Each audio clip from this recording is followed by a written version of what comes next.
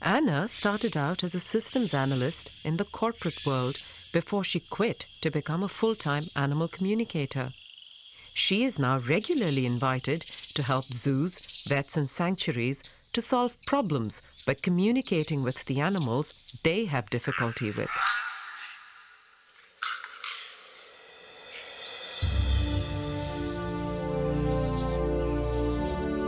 Anna's work intrigued me, so I joined her on a consultation. Anna was invited by Monkey Land, a free-roaming sanctuary for rescued monkeys and lemurs.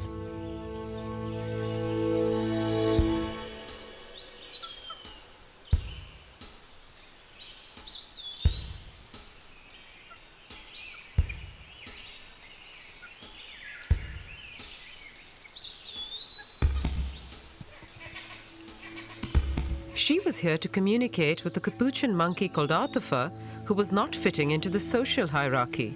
Arthur was also always having her babies in the winter months instead of the summer, thereby endangering their survival. I spoke beforehand to the curator Christian and asked him to tell me something about Arthur that only I would know and not Anna. Christian told me that Arthur had been rescued from a lab where she'd been experimented on. We've always been under the opinion that she is from vivisection. That was told to us by Stichting Art. Exactly what was done to her, we're not sure about. Her social structure in the group, she's never really become one of the big females as other individuals that came with the same batch. And we have had her at the vet once before as well. And the vet commented that there's a lot of incision, a lot of scar tissue on her stomach. This constant rearing of babies in the winter months is a bit, strikes us a bit weird. When I am communicating something to an animal, I am silently forming a sentence in my head or a mental image and simply projecting that. And I imagine it landing in their space without using my vocal cords, without physically talking. When I get a response from an animal, it is in that universal language, something that my brain can then translate into images, emotions, thoughts, feelings or words, as a way for me to understand what just happened. Well, I got that she knows that she's here amongst her kind, but she doesn't really know how to successfully be a capuchin, and so she doesn't catalyze social interactions or try to form relationships. There were repeated sort of physical interventions, and I kept on getting the image of her being on her back with all four limbs restrained, literally tied down. And her being repeatedly sedated as well. I just picked up again a slight tummy ache, getting the solar plexus pain, but it felt old to me, like scar tissue related. Not, I got that she's really quite healthy now. The scars that Anna mentions on the capuchin, these aren't scars that you can see on the monkey. I mean, these are scars that are buried beneath her fur. You would need a scan to be able to tell she even has them. And I know that Anna knew nothing about this capuchin. Only I had information on her because Christian told me. And often our awareness goes straight to the area of the body where they are having a problem. They show us that right away. But they again show us from their perspective how they are experiencing that physical sensation. So one can tell the difference in the quality of a physical sensation or a pain. Is it a dull throbbing pain or a sharp stabbing pain? Is it there constantly or only occasionally? Is it quite surface level or more deep? Yeah. And it was actually quite scary, to say the least. I was hesitant initially, of course. I think as most people may be in the beginning, but there was something that I just can't explain, that I actually couldn't have said, okay, well, I've heard this from somewhere else, or that there's trickery involved. When I asked her about her pregnancy situation and the fact that she only comes into estrus at the coldest times of year, she again was just sort of saying, well, that's just how I am. There wasn't a sense of being planned or even really an awareness of it being seasonal. Then, encouraging her to try to come into estrus in the warmer climate as well. She conveyed to me that she doesn't really have a sense of having control over her own body. And Christian seemed satisfied with Anna's communication. I definitely accept it, and I think the most important thing that I heard out is that it's actually her choice. So, you know, if we don't have to really worry about it too much, and if she chooses to be like that, then it's all right. You know, as long as it's her choice and she's all right with that, then that's fine.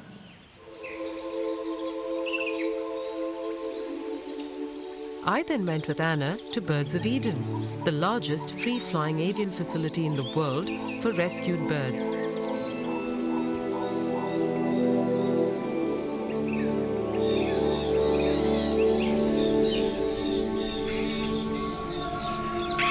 Anna had been asked to try and help with a cockatoo called Coco.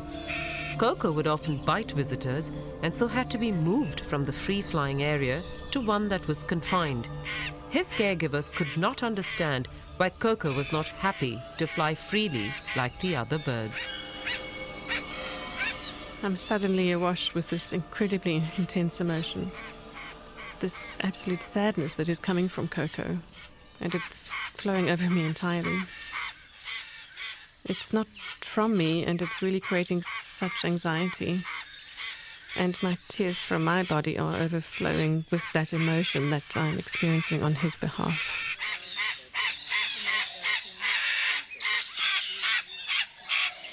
He seems to have had a very close bond with his person before, the person who had him. And he's so upset to be separated from that person. And he's in a lot of emotional pain still. He doesn't really understand why he's here at all, not in this cage, but at Birds of Eden. It feels like it was a very sudden separation. Perhaps something even happened to his person. It was a very sudden separation after quite a long relationship, and he never saw his person again, and not even for a visit. I then checked with Lara, the co-founder of Birds of Eden, to check if anything that Anna had said made sense. Coco's owner had to immigrate, leave the country, and it was a very sudden thing. He raised him from baby age, spoon-fed him, and they definitely had a great bond. I mean, this is the story. She sent a little letter saying that we must please care for him and she loves him so much and so forth. Never seen his owner since? No, never seen the owner. I don't actually even know her name. In Coco's particular case, his relationship with his human is far more important than being able to fly free. And just a few weeks after our visit, Coco died. With both the animals, I mean with the capuchin and the cockatoo, Anna got information that was accurate. I could verify it with the caregivers of both these animals, and I know that she didn't know anything about these animals before we got here, and so the simplest explanation seems to be she's getting her information from the animals. But then all these questions then come up, like, how is she doing that? What is she doing? And can we all do this? For any of us to connect with the fabric of life, it's important to find some quiet time in natural surroundings. To restore my balance and renew my sense of inner peace, I spend quite a lot of time in nature just simply being quiet and absorbing a harmonious state of being with the aspects of nature around me. And it's when I'm in this state that animals will often spontaneously approach me. And I'm always very humbled by that. It's always great to have an animal in its natural environment allow me close, as if I'm no threat or disturbance on the landscape. Then I know that my inner state is matching that animal state of presence and well-being. From a quantum point of view, which is the more sort of recent side of physics perhaps, we are all as beings walking, talking collections of molecules that are made up of atoms, that are made up of quanta. And as unique bundles of quanta, we vibrate with a very unique energetic frequency. So this is how different individuals show up in the universe as having a unique energetic fingerprint or footprint, if you like. So an analogy would be to talk about, imagine that we're tuning in like a radio frequency to the particular radio station that is that unique frequency of that animal that we're connecting with. And once we have sort of dialed them up in the universe of all possible beings, we then have an open and clear communication channel between us and that animal. And it's across that channel that information passes freely in both directions. The essence of what Anna is claiming to do is not new. Most indigenous communities around the world also speak of being able to communicate with animals. The survival of these communities depended on the hunt. And so it seems that tracking is the origin of this ability to be able to communicate with the natural world.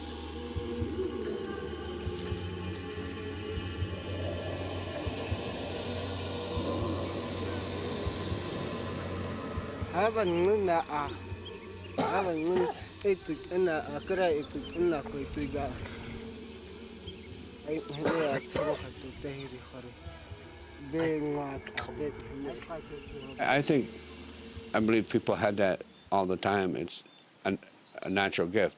You know, it comes with being born in nature. You know, we're all part of nature, just that we become educated and thought we could do better without it. So it's a natural gift that we have as human beings, and it's just reclaiming it.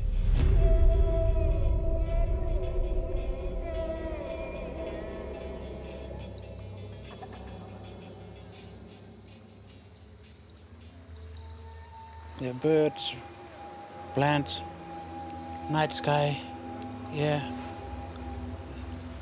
the river, everything. Yeah, they become your family. Yeah, Walaja. Yeah, everything's part of you. They're connected to you. You're in relation with the land.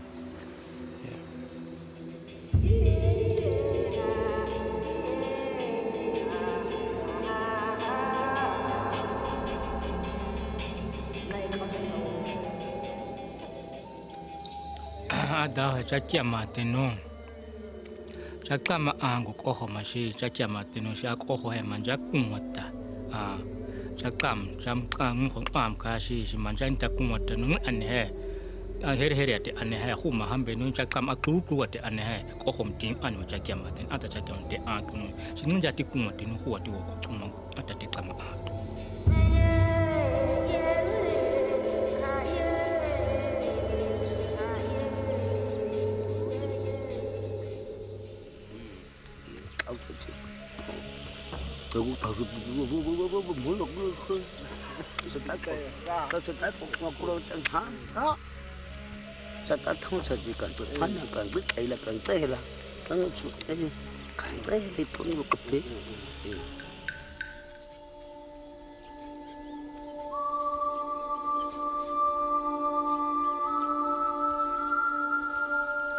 Animal tracking is the oldest form of interspecies communication. Connecting with an animal's footprint automatically puts us in touch with that animal's body and mind. My ability to communicate triggered when I was on a tracking course in the United States.